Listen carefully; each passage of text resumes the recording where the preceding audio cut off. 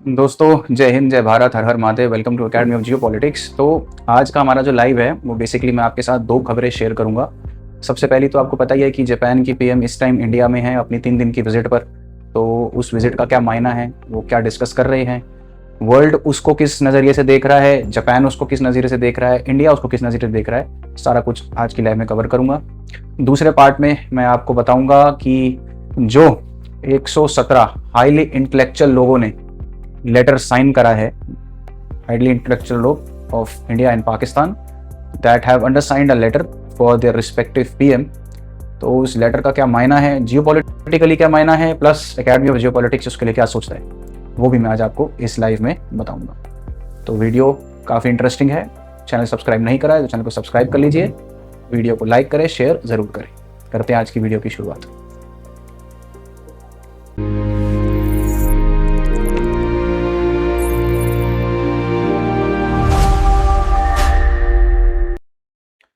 तो आज की जो सबसे पहली स्लाइड है वो डेडिकेटेडली यही बता रहा है कि जापान की जो पीएम आई हुई हैं इंडिया में, उनकी विजिट का क्या मायना है। ये कह रहा है कि India and Japan elevated their trade and strategic ties with a new memorandum of cooperation signed during the 16th annual summit in New Delhi. Prime minister of India welcomed his Japanese counterpart, highlighting a shared priorities for a free and prosperous Indo-Pacific. They are aiming for significant growth in capital and company presence, underscoring a strengthened partnership built on trust and shared values. She is scheduled to participate in the 16th India-Japan Annual Summit, और इसमें they are reaffirming the commitment to deepen bilateral and global cooperation. इसमें इन्होंने काफी सारी defence की deals करी हैं, जैसे prime minister follow delegation level talks aimed in expanding strategic and global cooperation between the two countries. The two nations are set to collaborate on naval radio antenna systems, adopted a joint roadmap on economic securities. Additionally, they agreed to strengthen cooperation in artificial intelligence, shipbuilding, biogas, semiconductor and critical technologies. पिछले साल India के PM भी वहां गए थे, तो उन्होंने जब वहां पर जापान में गए थे तो उन्होंने $60 बिलियन की फर्म करी थी कि हम वहां से इन्वेस्टमेंट इंडिया के अंदर लेकर आएंगे। और इस बार भी जो इन्होंने मीटिंग अपनी फाइनल करी है उसमें भी कहा है कि लगभग $10 बिलियन की डील्स इनके बीच में फाइनल हो चुकी है। बेसिकली डिफेंस में ज्यादा इनका ध्यान है, क्रिटिकल मिनरल्स में ज्यादा इनका ध्यान है, प्लस और आपका सप्लाई चेन्स दुरुस्त करना चाहते हैं, कोऑपरेशन दोनों कंट्रीज के बीच का और ज्यादा बढ़ाना चाहते हैं।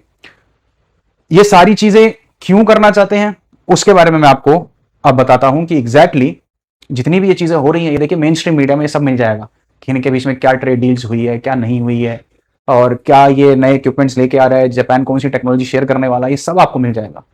मेरा जो वीडियो का पर्पस है वो ये है कि क्यों इनके बीच में इतनी ज्यादा आज बातचीत चल रही है, क्यों इतनी ज्यादा इंटेलिजेंस शेयर करने की बातचीत चल रही है, क्यों इतने ज्यादा मिलिट्री इक्विपमेंट्स शेयर करने की बातचीत चल रही है, वो मैं आपको एक बार देखिए। जापान और इंडिया के बीच में जितनी भी ये ट्रेड डील्स हो रही है, जितना भी आपस में ये लोग इंटेलिजेंस और मिलिट्री इक्विपमेंट शेयर करने की बातें चल रही है ना, ये बेसिकली क्वाड की इस मीटिंग के बाद से थोड़ा ज्यादा बढ़ गया है। अगर आपने ध्यान दिया होगा, जब क्वाड की मीटिंग हुई थी, क्वाड के जो नेशंस थे, क्वाड के नेशंस आपको पता ही है कौन कौन है। यूएसए है, जापान है, इंडिया है और ऑस्ट्रेलिया है। ठीक है जी। इनके बीच में जो बातचीत हुई थी ना, वो हुई थी कि जितनी भी हमारे इन लोगों के बीच की जो सप्लाई चेन है उसको और दुरुस्त कैसे करना है और उसको बढ़िया कैसे करना है, कैसे हम अपनी सप्लाई चेन को और भी ज्यादा इक्विप्ड बना सकते हैं ताकि कोई भी दिक्कत आए तो हमारी सप्लाई चेन डिस्टर्ब ना हो। सेकंड,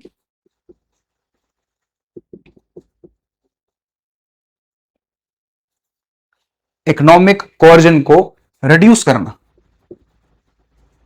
इकोनॉमिक कोर्जन क्या होता है, मतलब अगर आप किसी मोनोपोली से, आप किसी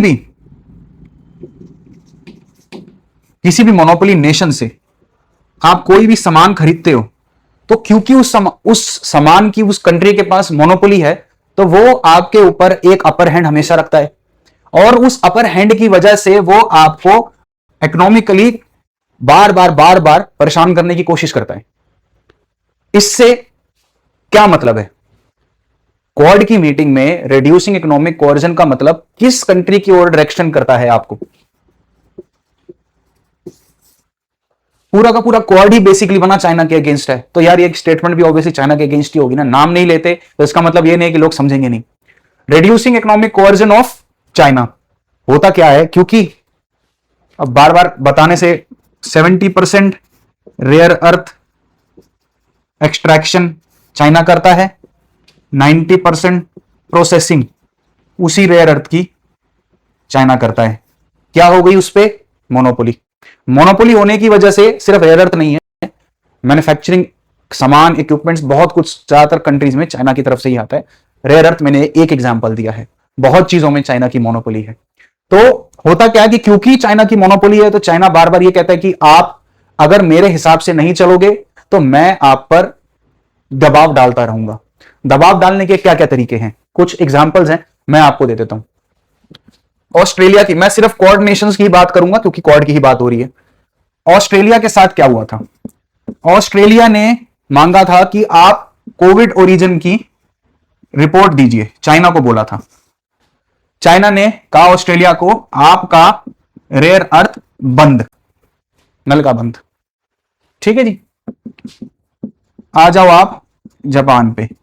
जापान बार बार चाइना को कहता है कि देखिए ताइवान पर आप अपनी नजर हटा दीजिए, आप ताइवान पे नजर मत रखिए, ताइवान एक सवर्जन नेशन है, उसका चाइना से कोई लेना देना नहीं है। ठीक है जी। चाइना ने जापान को क्या बोला, भाई तेरे इंडस्ट्रियल सामान जो मैं तेरे को देता हूं ना, उसकी सप्लाई चेन आज से बंद, प्लस रेयर अर्थ वो तो ऑब्वियसली सबसे पहले ही बंद करता है, लेकिन उसके साथ साथ इंडस्ट्रियल सप्लाई चेन भी चाइना ने बोल दिया आज से बंद। ठीक है जी। इंडिया पे आ जाइए। इंडिया, वैसे तो इंडिया की पॉलिसी शुरू से ही अच्छी रही है कि इंडिया ज्यादा किसी पे टांग वांग नहीं अड़ाता, चाहे इंडिया के खुद के नेशन पे कोई फालतू भी बोल देता है तो भी वो कंडेमनेशन करके खत्म कर देता है, मतलब ज्यादा कुछ फालतू फूलता नहीं, मतलब लड़ाई झगड़ा नहीं करना। फिर भी इंडिया ताइवान पे तो न्यूट्रल रहता है, ताइवान से उसका कोई लेना देना नहीं है, लेकिन कहीं ना कहीं क्योंकि चाइना बार बार अरुणाचल प्रदेश में आकर हमारे को परेशान करता है, फलाने गांव को अपना बता दिया, फिर वहां जाकर अगर हमारा कोई यहां से बंदा चला जाए, कोई डिप्लोमेटिक बंदा चला जाए तो फिर अपनी छाती पीटना शुरू कर देना। तो इस सब के दौरान भी अगर इंडिया थोड़ा थोड़ा बहुत भी कंडेमनेशन करता है ना उसको, तो चाइना उसको भी आंखें दिखाना शुरू कर देता है। अभी तक चाइना ने कोई हमारे अगेंस्ट स्टेप नहीं लिया, जैसे कोई रेयर अर्थ रोक दिया हो, लेकिन आंखें दिखाना फुल ऑन चालू रहता है इसका। यूएसए की बात करता हूं, लास्ट नेशन है क्वाड का। यूएसए ने टैरिफ लगा दिया था चाइना पर 137% या 150% के आसपास, शायद 150% का टैरिफ लगा दिया। चाइना ने कहा आपका रेयर अर्थ बंद। ठीक है जी। यूएसए ने टैरिफ कहा कि भैया सॉरी गलती हो गई, टैरिफ आपका 50% पे ले आते हैं, थोड़ा थोड़ा रेयर अर्थ देना चालू कर दिया। तो मतलब क्योंकि मोनोपोली है तो फिर वो इकोनॉमिकल कोएर्जन बार बार करता रहता है। अब क्वाड में इस बार इनकी मीटिंग में बात हुई कि हमको अपनी सप्लाई चेन को दुरुस्त करना है, ताकि कोई भी हमारे एरिया में दिक्कत आती है, हमारी सप्लाई चेन डिस्टर्ब नहीं होनी चाहिए। इस सप्लाई चेन को दुरुस्त करने का सबसे बड़ा रीजन यही है कि हमको अपना इकोनॉमिक कोअर्जन जो है, जो चाइना के हाथ में है इस टाइम, उसको रिड्यूस करना है, ताकि हमको कोई धमका ना सके, कि हम अपने डिसीजंस खुद ले सके। ठीक है जी। इतना आपको समझ में आ गया क्वाड के पर्सपेक्टिव में। अब हम आते हैं चाइना, अब हम आते हैं इंडिया और जापान में। अब इंडिया और जापान की ये जो समिट चल रही है इस बार वाली, और जो चाइना की पीएम यहां आई हुई है, वो केवल 2 वर्ड्स में बटी हुई है। सबसे पहला है थ्रेट, दूसरा है परसेप्शन। ठीक है जी। एक कॉलम में आ रहा है थ्रेट, दूसरे कॉलम में आ रहा है परसेप्शन। दोनों मैं सिर्फ 2 कंट्रीज के लिहाज में बोलूंगा फिलहाल के लिए, इंडिया एंड जापान, क्योंकि बात भी उन्हीं की हो रही है। ठीक है जी। अगर मैं इंडिया की बात करूं, इंडिया की मैं बात करता हूं, और हम दोनों के कॉमन चीजों को निकालेंगे। मैं सारी चीजें नहीं बताऊंगा, दोनों के कॉमन चीजों में क्या क्या आ रहा है। ठीक है जी। अगर मैं इंडिया की बात करूं तो इंडिया और जापान का कॉमन थ्रेट कौन निकल के आता है? चाइना। ठीक है जी। दोनों का कॉमन थ्रेट तो एक ही है ना, ऑब्वियसली चाइना ही है क्योंकि चाइना का बॉर्डर इंडिया से भी लगता है और चाइना जापान के पास में भी आता है। ठीक है जी। तो दोनों का थ्रेट इस टाइम सबसे ज्यादा कौन है? चाइना। अगर हम बात करते हैं परसेप्शन की, परसेप्शन में अगर मैं इंडिया की बात करूं तो इंडिया का पर्सपेक्टिव अब बहुत ज्यादा क्लियर है, शुरू से ही क्लियर रहा है कि हमारा साथ देने के लिए कोई नहीं आने वाला। ठीक है ना। आप बोलो कि यार रशिया ने साथ दिया, उसने साथ जरूर दिया, आज भी वो देता है, लेकिन क्योंकि रशिया अपनी काफी चीजों में उलझा हुआ रहता है, तो हम उनसे मदद की उम्मीद करना हमारे लिए बेकार है। ही इज कमिंग, वो हमारे लिए एक पॉजिटिव पॉइंट है, एक हमारा +1 है। लेकिन हम अगर उम्मीद लगाकर बैठे कि हमारा हम पे कोई हमला करेगा, कोई आंच आएगी and always Russia will be with us, ये मानना हमारे लिए गलत रहेगा। और मैं मानता हूं कि ये पॉलिसी भी गलत है अगर हम ऐसा सोचते हैं तो। ठीक है, तो इंडिया हमेशा ही इंडिपेंडेंटली चलता है इस मामले में। इस मामले में इंडिया टोटली इंडिपेंडेंट है कि उसको पता है कि हमको अपना ध्यान खुद रखना है, तो हमको अपने आप को इतना रेजिलियंट बनाना है, इतना स्ट्रांग बनाना है कि हम पर कोई अटैक ना कर सके। अब अगर मैं आता हूं जापान पे, जापान एक परसेप्शन का शिकार हुआ बैठा है। वो उसका है कि 10 से ज्यादा यूएसए के बेसिस हैं, और छोटे मोटे बेसिस नहीं है, अच्छे खासे अच्छे साले साइज के बेसिस हैं।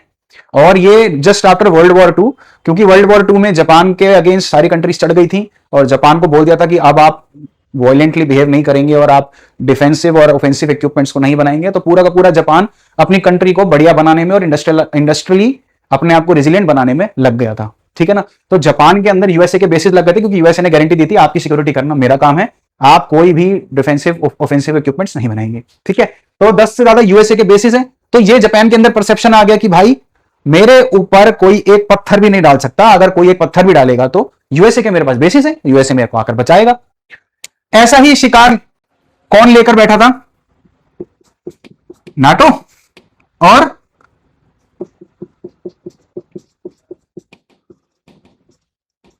मिडिल ईस्ट के नेशंस, है ना। यही तो परसेप्शन नाटो के अंदर है कि भाई नाटो का सबसे बड़ा जो मेंबर कौन है? यूएसए। सबसे ज्यादा खर्चा कौन करता है? यूएसए। सबसे बड़ा बजट किसका है? यूएसए का। सबसे ज्यादा आर्मी किसकी है? यूएसए की। तो नाटो को ये लगता था कि भाई रशिया हम पर कभी भी अटैक करेगा तो भाई यूएसए सबसे आगे आके खड़ा होगा और उसको ऐसे आंख दिखा के बोलेगा, ए रशिया तू बैठ जा। तो ये परसेप्शन लेकिन कब टूटा?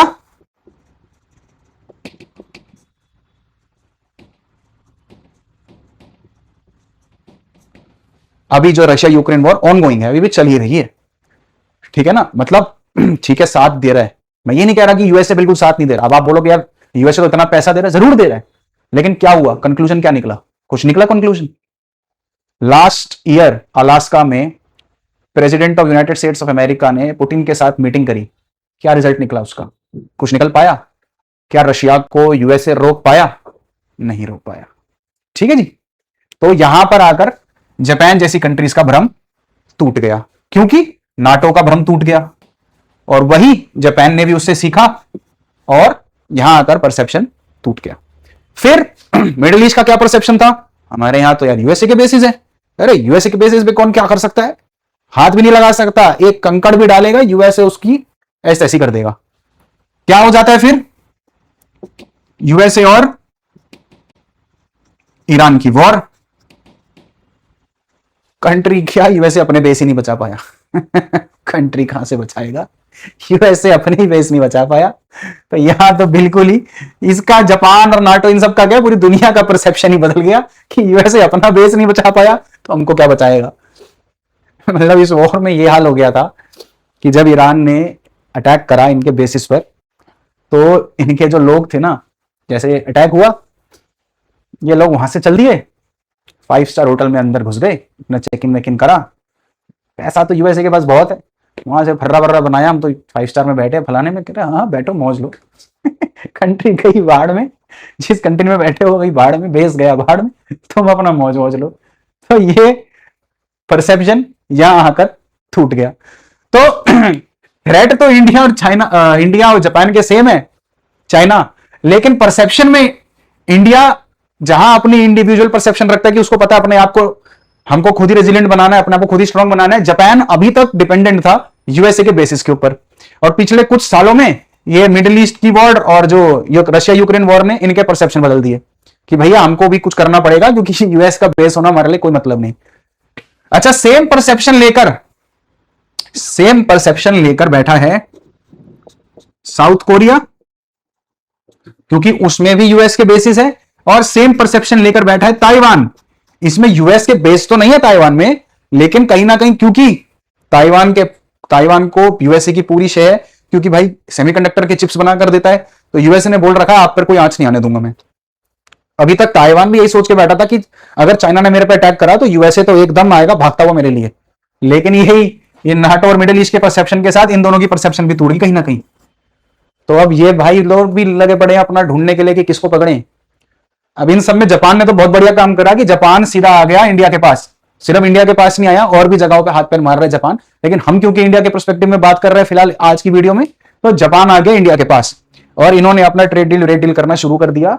और ये जितनी भी आप देख रहे हो कि इंटेलिजेंस शेयरिंग और ये सब, तो ये पूरा बैकग्राउंड है इनकी मीटिंग का कि क्यों इनके बीच में इतनी ज्यादा गर्मजोशी चल रही है, क्यों इतनी ज्यादा मीटिंग्स चल रही है, क्यों इतनी ज्यादा इंटेलिजेंस शेयरिंग और मिलिट्री इक्विपमेंट्स की शेयरिंग चल रही है।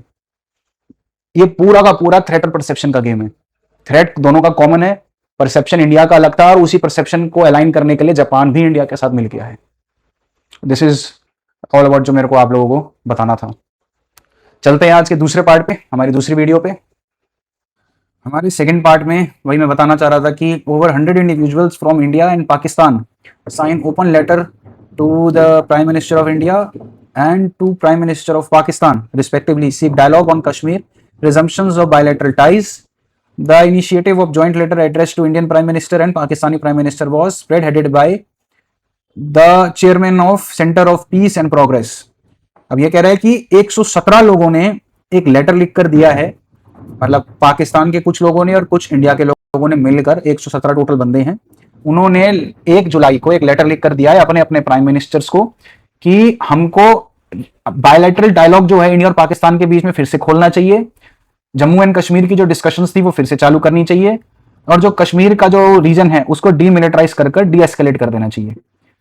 ठीक है जी। फिर आपका ये बताते हैं कि the joint letter called upon India and Pakistan to reopen comprehensive bilateral dialogue. मैंने बताया कि जम्मू कश्मीर पे इन लोगों की बात वापस हो जानी चाहिए, और जो 2004 और 2007 का जो फ्रेमवर्क था ना, जो जिस पे बात चल रही थी लेकिन वो रुक गई, उस पे हमको फिर से बात करनी शुरू कर देनी चाहिए, और हमको डीमिलिटराइजेशन और डी एस्केलेशन जो है उस पे काम करना फिर से शुरू करना चाहिए।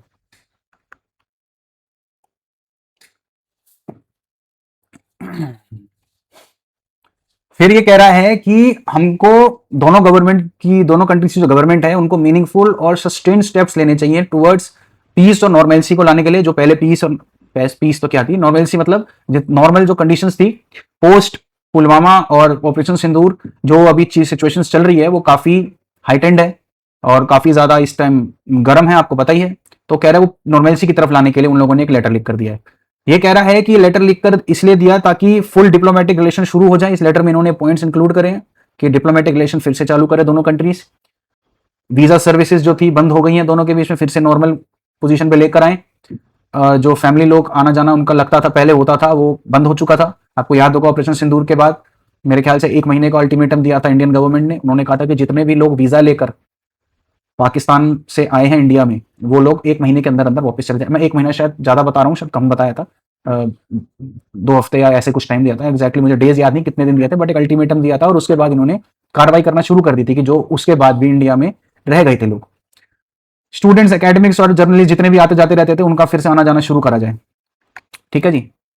फिर आपका अगला पॉइंट बताता है कि it also advocated to reopen the Attari Wagah land border for trade and travel, resuming Srinagar Muzaffarabad का उनका जो बस रूट है दिल्ली लाहौर का वो भी शुरू करा जाए, और एयर स्पेस बंद पड़ी है दोनों के बीच में, आना जाना नहीं होता है, वो भी फिर से शुरू करा जाए। तो अब मैं आपको पहले तो एक्सप्लेन करता हूं कि एग्जैक्टली ये है क्या, उसके बाद मैं आपको बताऊंगा कि वो कौन लोग थे जो ये चाह रहे हैं, क्या है उनका, क्यों चाह रहे हैं, क्या है, वो सब बाद में बात करेंगे। पहले मैं आपको ये बताता हूं कि ये लोग चाहते क्या हैं।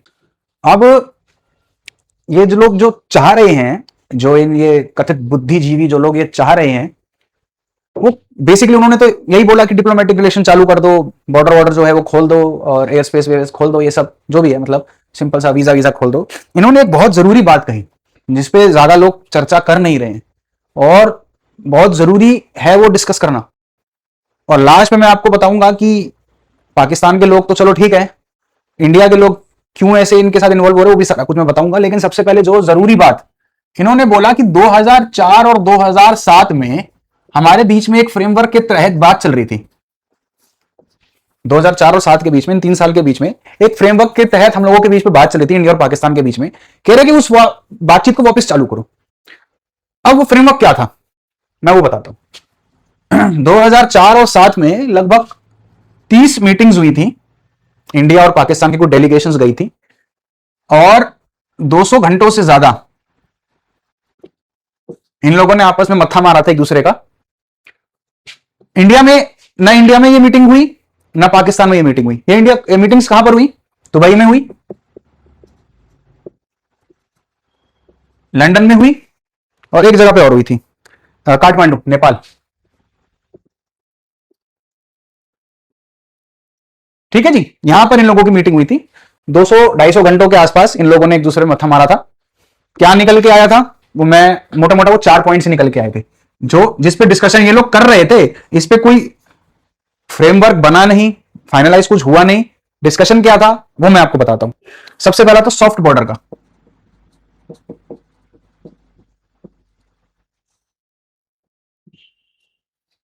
अब ये सॉफ्ट बॉर्डर क्या चीज है? इन्होंने कहा था कि एलओसी की जो लाइन है ना, उसको स्टैंडर्डाइज कर दो। मतलब कि स्टैंडर्डाइज करने का मतलब ये आप समझो कि जो लाइन खिंच चुकी है दोनों कंट्रीज के बीच में, उसको आप मान्यता दे दो, एक तरीके की मान्यता दे दो कि ठीक है, यही जो लाइन खिंच गई, यही पत्थर की लकीर है, यही लाइन है, ठीक है ना, इसी पे आप जो रहेगा रहेगा। अब लाइन के उस पार और लाइन के इस पार जो भी एक्टिविटीज होंगी वो नेशंस के हिसाब से होंगी। मतलब इन्होंने इस एलओसी की लाइन को मान के चलो इंटरनेशनली रिकॉग्नाइज करने को कह दिया था एक तरीके से, सॉफ्ट बॉर्डर बोलकर। ये मतलब डिप्लोमेटिक शब्द है इस चीज को बोलने का। आप कान ऐसे पकड़ लो चाहे कान ऐसे पकड़ लो, बात यह है कि इन्होंने कान पकड़ लिया था ये बोलकर कि आप एलओसी की इस लाइन को इंटरनेशनली रिकॉग्नाइज कर लो। और 2-3 अच्छे अच्छे शब्द कहकर इन्होंने ये कहा था कि हम ऐसे कर लेंगे वैसे कर लेंगे, लेकिन मोटा मोटा उसका तर्क यही था कि सॉफ्ट बॉर्डर बोल के एलओसी को एक इंटरनेशनली लाइन घोषित कर दो, ठीक है जी। और उसके तहत डीमिलिटराइज कर लो पूरे कश्मीर को, पूरे कश्मीर को धीरे धीरे स्पॉन्टेनियसली डीमिलिटराइज करते जाओ आप। पूरे घाटी के पूरे रीजन को डीमिलिटराइज धीरे धीरे करते जाओ। मतलब एकदम से नहीं कि पूरी पूरी सेना हटा दी, लेकिन धीरे धीरे आप डीमिलिटराइज करते जाओ इस पूरे रीजन को। तीसरा इन्होंने ये बोला इस रूल के तहत कि कश्मीर के अंदर सेल्फ रूल लागू कर दो। सेल्फ रूल मतलब कि जितने भी डिसीजंस कश्मीर के अंदर लिए जाएंगे, ना उसको पाकिस्तान इन्फ्लुएंस कर सकता है ना उसको इंडिया इन्फ्लुएंस कर सकता है।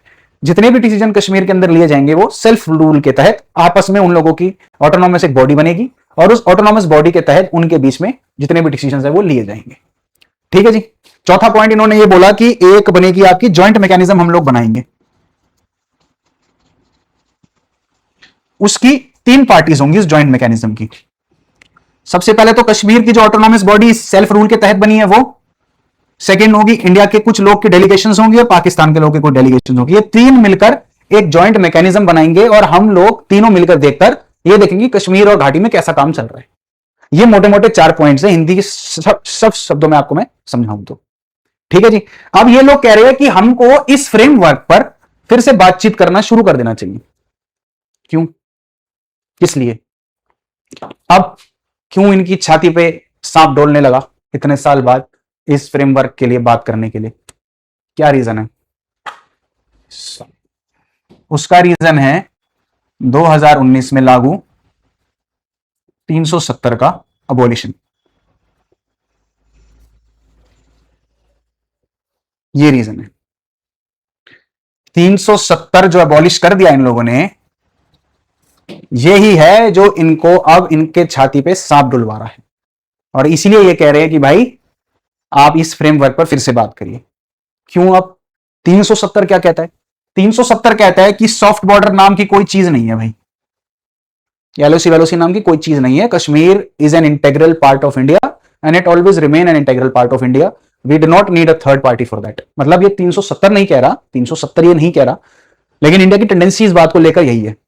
अब डीमिलिटराइजेशन ऑफ कश्मीर रीजन, क्योंकि अब 370 अबॉलिश कर दिया तो उसको यूनियन टेरिटरी बना दिया गया था, तो यूनियन टेरिटरी के तहत में सेंट्रल गवर्नमेंट डिसीजंस लेगी। सेल्फ रूल वाला पॉइंट यहां आकर खत्म हो जाता है। सेल्फ रूल तो हो नहीं सकता ना, क्योंकि अब डिसीजन तो अब एक ही संविधान रह गया।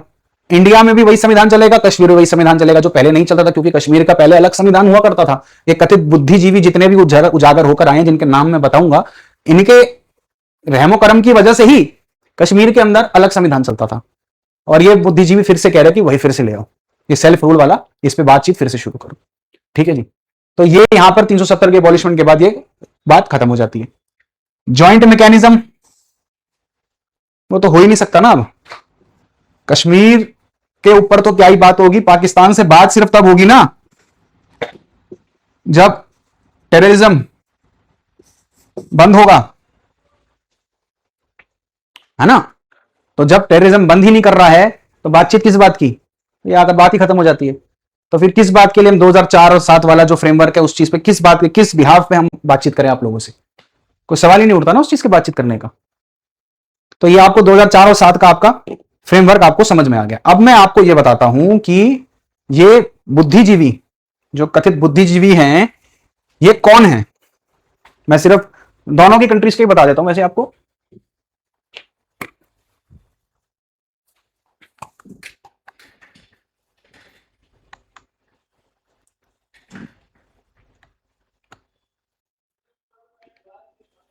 सबसे पहले आ जाते हैं हमारे prominent politicians, including national conference doctor Farooq Abdullah, people democratic party की महबूबा मुफ्ती, कश्मीर चीफ क्लर्क के मिरवाज उमार फारूक और कांग्रेस के मणिशंकर अय्यर, राष्ट्रीय जनता दल के मनोज झा और एक जो बहुत इंटरेस्टिंग नाम है ex chief of research and analysis wing raw के एएस दौलत। इसको मैंने अलग से लाल क्यों कर रखा अभी बताता हूं। सीपीआई के आ जाते हैं फिर मोहम्मद यूनिस तारिगामी और ह्यूमन राइट्स एडवोकेट, जहां पर जो अमूमन अपनी छाती पीटते रहते हैं, रीता मनचंदा। पाकिस्तान से आ गए हैं आपके फॉरेन अफेयर्स के मिनिस्टर खुर्शीद महमूद कसूरी, एक्स डिप्लोमेट अरशद जहांगीर काजी, डिप्लोमेट शमशेर अहमद खान और आर्टिस्ट बीना सरवार। ये कुछ नाम है 117 में से जो कि इनके साथ है। अरे इसमें से आपको नजर नहीं आ रहा होगा,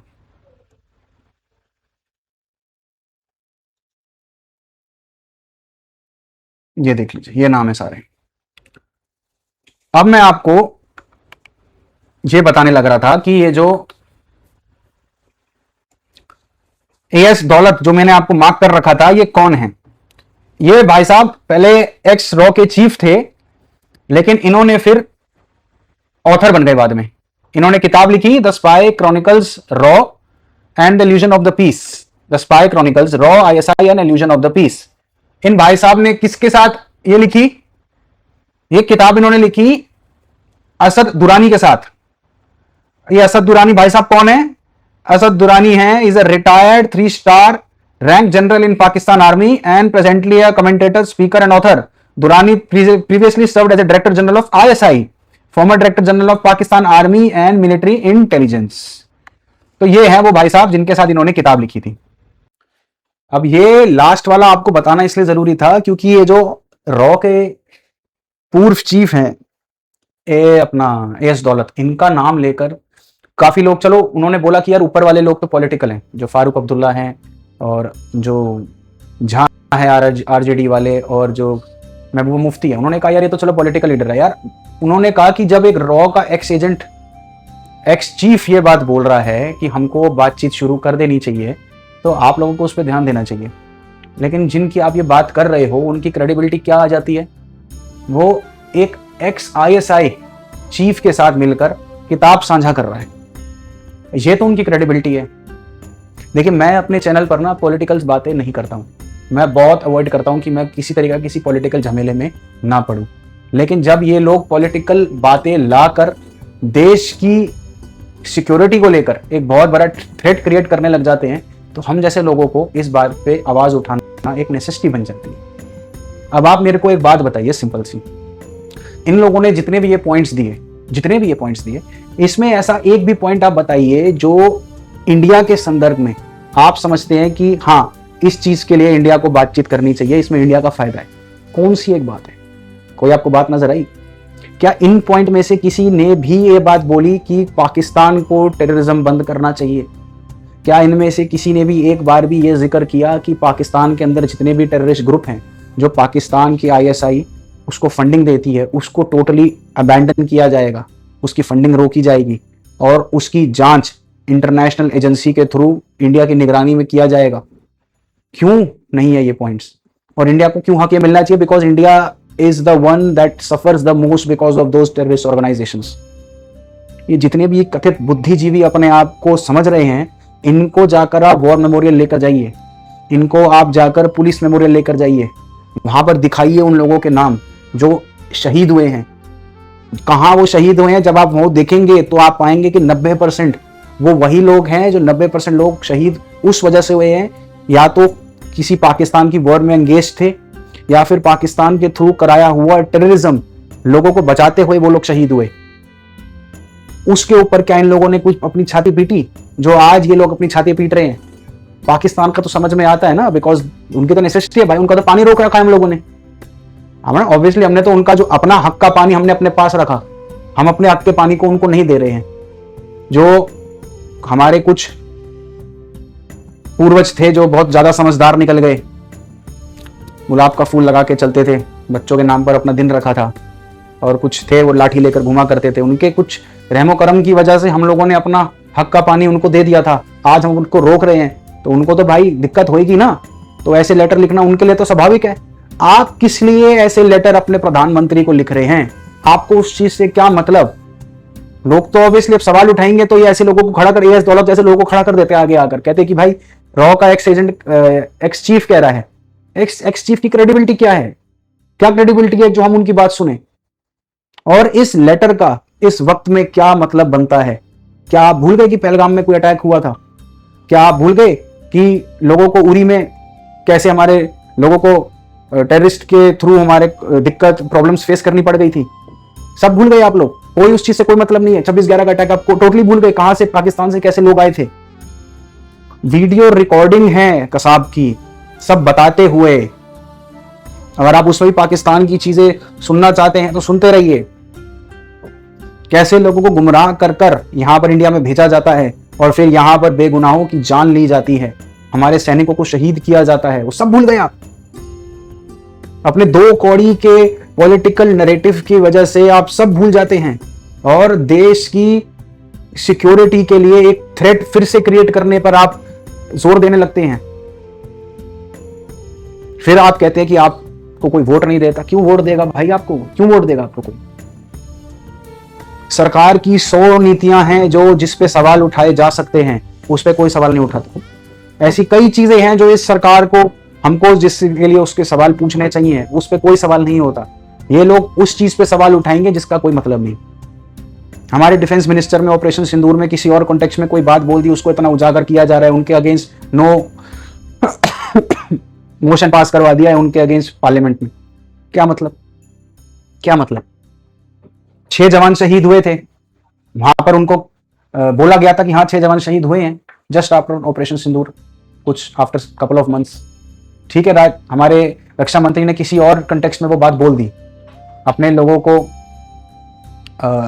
उनका मोरल बूस्ट करने के लिए। आप लोगों ने उस बात को किस तरीके से मोड़ जोड़ के दुश्मनों के लिए आप लोग एक बहुत अच्छा कॉन्टेक्स्ट बना देते हैं कि हाँ भाई आप हमारे स्क्रीनशॉट और वीडियो के क्लिप्स निकालिए और पूरे सोशल मीडिया पर चलाइए और बताइए कैसे भारत के लोग अपने ही गवर्नमेंट से सवाल उठा रहे हैं, और उनको ये बताने पर मजबूर कर दीजिए कैसे पाकिस्तान की जीत हुई थी। चाहे वो 2 कौड़ी को नेशन कुछ करने के लायक नहीं है, लेकिन हमारे यहाँ के जो कथित बुद्धिजीवी है ना, ये उनको पूरा पूरा मौका दे देते और इसी वजह से नेसेसिटी बन जाती है ना चाहते हुए भी हम जैसे लोगों को कि हम भी इस कीचड़ में उछलकर इनके लिए बोलें। जहां हम लोग चाहते हैं कि हम अपना कॉलर साफ रखें, हम ना बोले, इस चीज में ना पड़े, जो पॉलिटिकली ये करते रहें, हमें क्या मतलब इस चीज से। लेकिन जब देश पे बात आ जाती है ना, तो यार दिल से फिर आवाज निकलती है। आज मैं ये सेकंड पार्ट बनाने नहीं वाला था, फर्स्ट पार्ट पर रोकने वाला था, बट ये नेसेसिटी बन गई थी सेकंड पार्ट का, इस सेकंड पार्ट को बताना, ताकि आप लोगों को पता लगे। बाकी आशा करता हूँ वीडियो पसंद आई होगी। पसंद आई है तो वीडियो को लाइक करें, चैनल को सब्सक्राइब नहीं करा चैनल को सब्सक्राइब करें, परिजनों के साथ शेयर जरूर करें हमारी वीडियो को। मिलते हैं अपनी अगली वीडियो में, तब तक के लिए जय हिंद, जय भारत, हर हर महादेव, भारत माता की जय।